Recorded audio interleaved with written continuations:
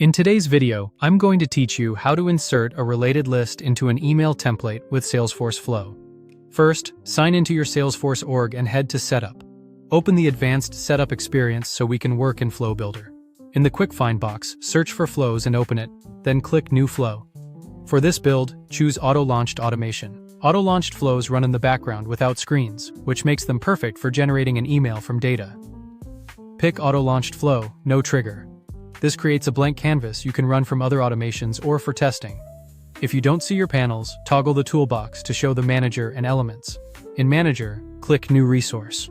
Resources are building blocks your flow can reference, things like variables and templates. Select Text Template. A text template is ideal for crafting an email body and inserting merge fields. Click into the API name. This is the unique name you'll use to reference the template in other places. When prompted, choose Entire Resource so the flow can pull in the whole template at once. Now draft the body content you want for the email, including the related list section and any headers or placeholders you plan to merge.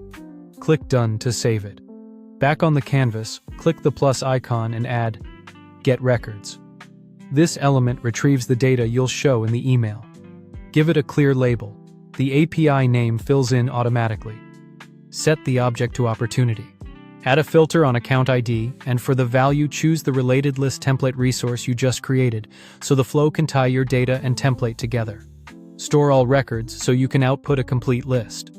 Add another element and choose Send Email. This action sends your message directly from the flow. Enter a descriptive label.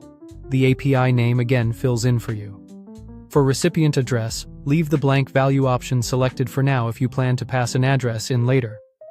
Set sender type to current user so the message comes from the person running the flow. Type the body of your email and reference your text template so the related list renders in the message. Click Save, provide a flow label, and save again. That's the process. Prepare a text template, get the related records, and send the email from the flow. Thanks for watching, and subscribe for more.